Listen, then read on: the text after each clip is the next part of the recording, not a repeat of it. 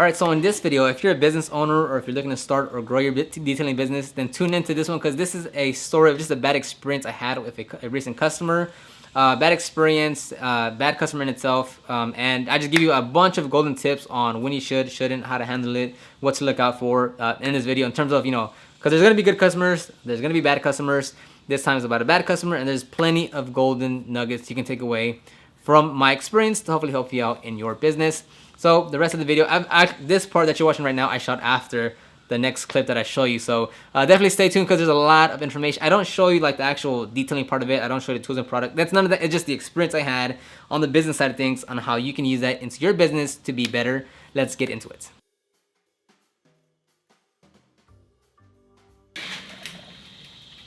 All right, so let's have a little story time here. So this is an actual experience I had with a rather tape on my camera with a poor experience with a customer that I serviced about 2-ish weeks ago now.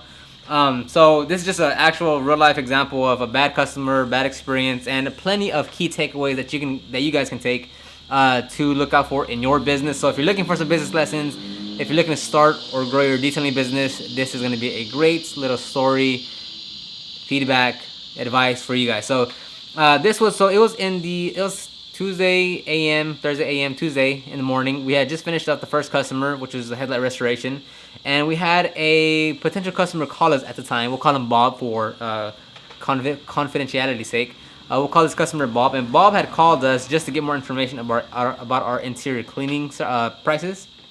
So it was a 2004 Camry, and he wanted the interior thoroughly cleaned, the entire interior thoroughly cleaned. And I have a alright, there you go. That's a little bit too close. So I quoted him as usual over the phone between $200 to $220, as that's what Camrys usually fall under. And I typically don't ask for photos anymore, just because I've done it so many times. I know I know a pretty specific time frame of how long it takes and what I need to charge in order for it to be profitable. So at this point, I don't really ask for photos anymore. It depends on the conversation I have and such, but at this point in time, I don't really ask for photos anymore. So I quoted him $200 to $220, and he said, this is where exact words on from what he said. He said, "Well, your website says you charge from $140 to $185. It's a little bit misleading that I call you, and now you're trying to change the numbers on me. It's like you're kind of lying to me." And so those are his exact words. So in the last 100 calls that I've had, I don't think I've had anyone else reference my website pricing. Now, granted, I definitely have not. I mean, now I have updated, but before that call, I haven't updated my pricing in over a year and a half. So he was very correct that my pricing was much lower because that was the outdated pricing. So my response to that it was, "Oh, Bob, you're absolutely correct. I haven't updated my pricing in a while. I have increased my price since then. If you can't afford it, I completely understand." That's exactly what I said. And he kind of argued a bit, and he had this kind of attitude, this tone to how he's speaking to me of saying you could already tell he was coming on a position of I have the money, I set the rules, I said what's gonna happen, you listen to me because I have the money. So right from the very get-go, you knew that this guy was kind of, and I wouldn't even say nitpicky, more just arrogant, where I have the money, I'm the customer, I get to set whatever gonna happen between this relationship between you and I. So I told him, I absolutely understand. You are correct. I haven't updated my pricing in a while. If those prices are too high, I completely understand. So I was gonna stay firm with those pricing, and just because it is on my website, okay, that was an honest mistake. I owned up to it, but that doesn't mean I'm gonna keep those prices, because if I go out there at that price range, I mean, I'm just shooting myself in the foot. I don't like the pricing. I'm not gonna be happy being out there. It wasn't gonna be a good situation. So I was okay with saying, look, it was my mistake. I understand where you're coming from. But I was more than happy to just let him go, because already with the attitude, I already knew this was not going to be a good customer I really wanted to service. You get flat out tell just by the tone and how he was speaking to me. I was like, this is not the guy I want to deal with. So I was okay with him saying, okay, bye, or just hang up on my face. But he didn't say that. Instead, we kind of went back and forth a little bit more. Don't remember the exact details, but he was still trying to pour it on me that the prices weren't updated and they were still lower.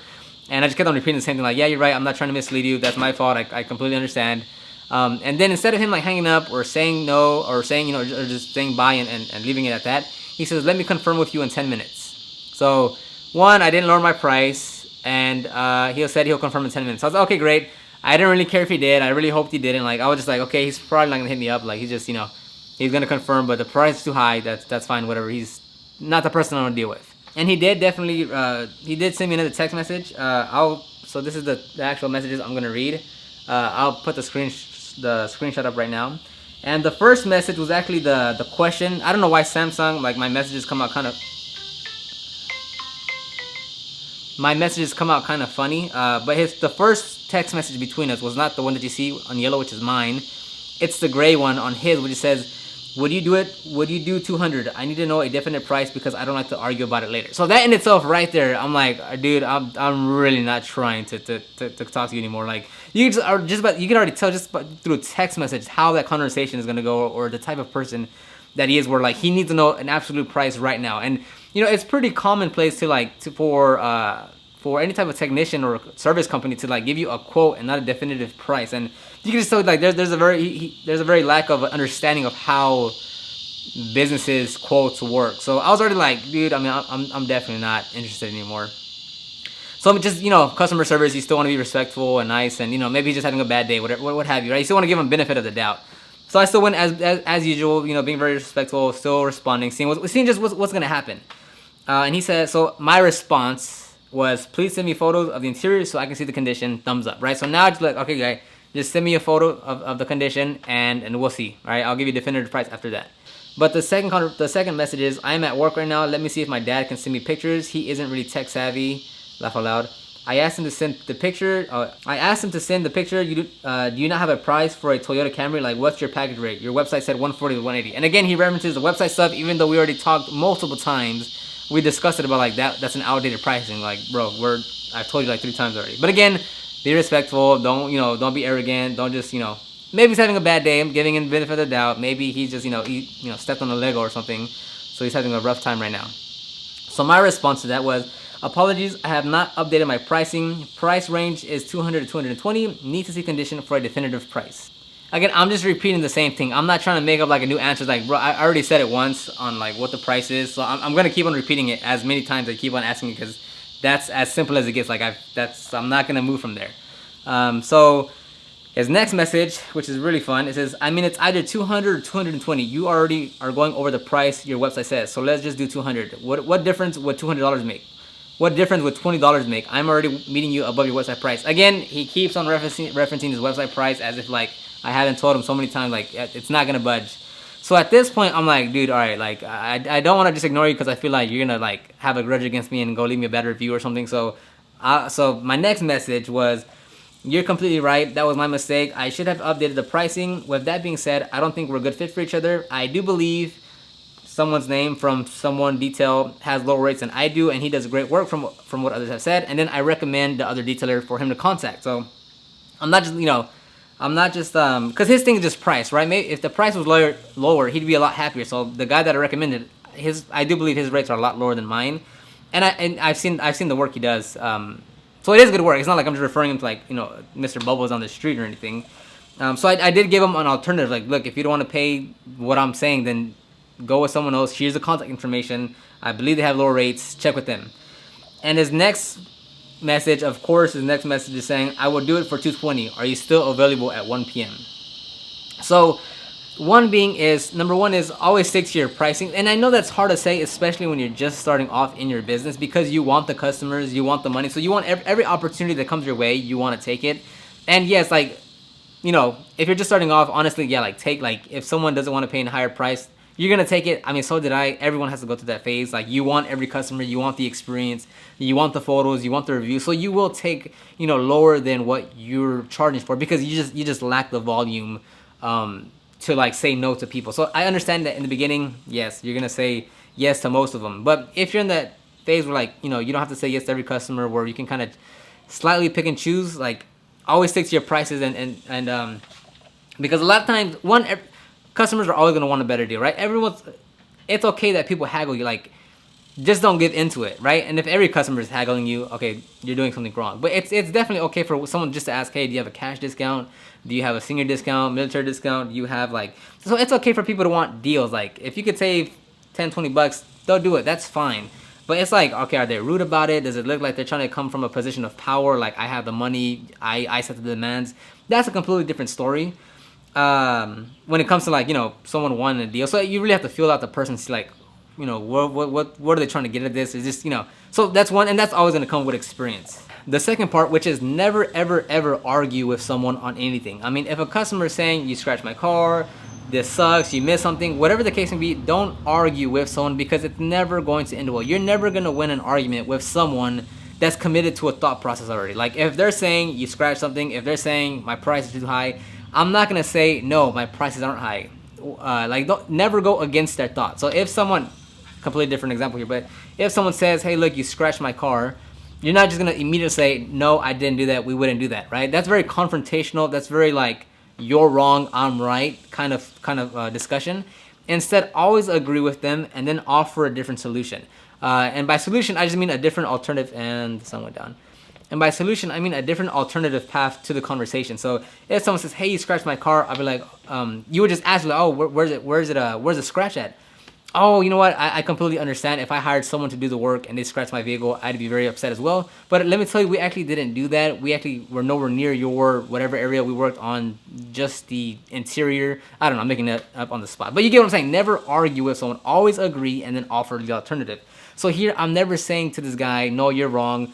No, I should, you know, I'm not making an excuse. I'm simply saying, no, you're completely right. The prices are lower because those are outdated. I completely understand where you're coming from. Here's someone else that you can go to, or you know what, we're not a good fit with each other. So don't ever argue with the customer or with anyone like that. Always agree to whatever they're saying and then offer the solution to another path of something else. Because again, you'll never beat someone when they're heated, when they have this fixated mindset of like, this happened. You're not gonna win. Instead, if you just agree with them, they're like, oh yeah, he's right, yeah, the prices are higher than what he's quoting me, than what I saw on the website.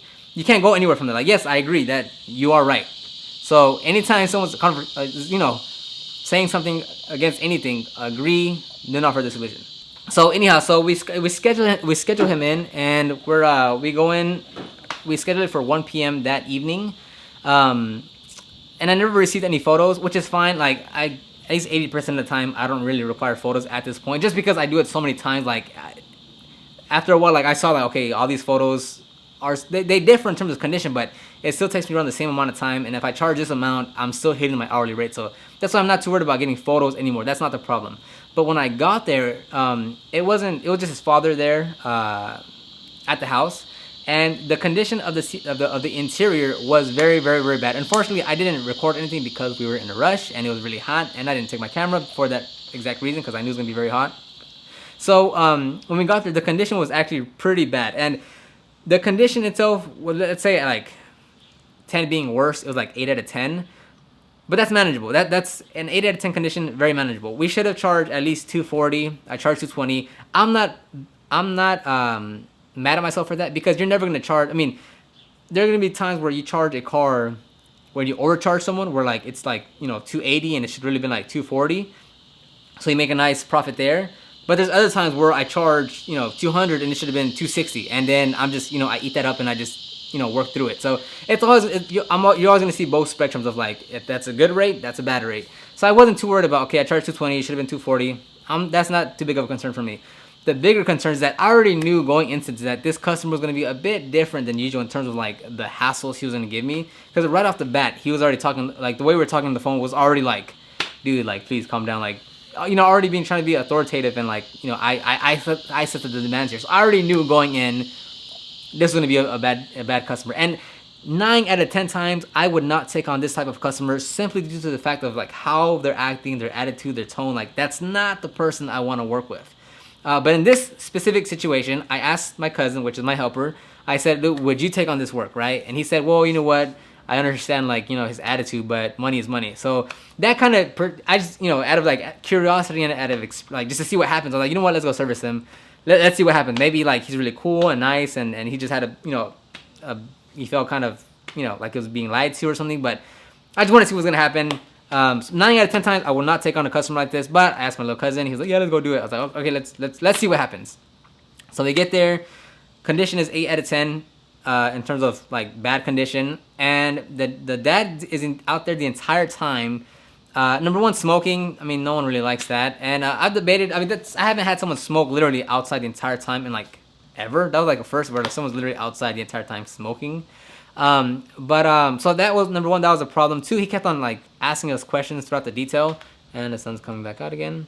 He kept on asking us questions throughout the detail, which kind of slows us down. And he kept on getting in our way in terms of asking us, "Are you gonna remove the seats?" I mean, I think for 5 minutes straight, I kept on telling him, "No, we're not gonna remove the seats." And it was so persistent, getting so close to me, like kept on interrupting our work, saying, "Remove the seats, remove the seats, remove the seats." And I just every time I said no, like we're not gonna remove the seats, and I was like literally like maybe about that close from just saying, you know what, we're not a good fit for each other. We're on a different level. We're just gonna pack up and leave. Like I was that close to leaving that, just because he was so persistent on like remove the seats, remove the seats. Why don't you remove the seats? I can remove the seats. I can do a better job. Yada yada yada yada. You're the professional. You're supposed to remove them.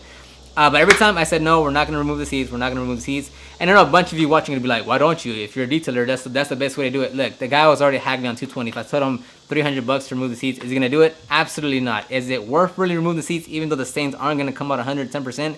No. So it's a waste of time to remove the seats. If the customer was like, well, by the time you get here, they'll be removed, completely different story. If he offers to remove them while we're there, that's too late. Like that's gonna slow us down way too much. It's literally 102 degrees outside. We have very minimal shade, and we're trying to get out of there as soon as we can. So anything, that's a mosquito, anything that's like, that'll slow us down too much, like by a long shot. So I was super close to just leaving. But we kept on working. The condition itself, I mean, it was just hammered. Like there was literally stains everywhere. Again, the condition itself wasn't bad. I wasn't worried about that.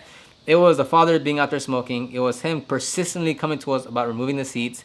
Then towards the end of the detail, he calls his son because he was about to make the payment to me. And he calls his son and he says, hey, they're about to be done. Weren't they supposed to wax it? So he comes to me and says, oh, yeah, my son's saying you're supposed to wax it. And I was like, no, we never discussed anything about the exterior. Again, I already knew this was going to happen. Like, I knew accepting payment was going to be a trouble because they're trying to get, like, every single last penny out of me in terms of, like, the service I was going to do. So he says, hey, my son said you're supposed to wax it. And I was like, wax it? No, we spoke nothing of the exterior.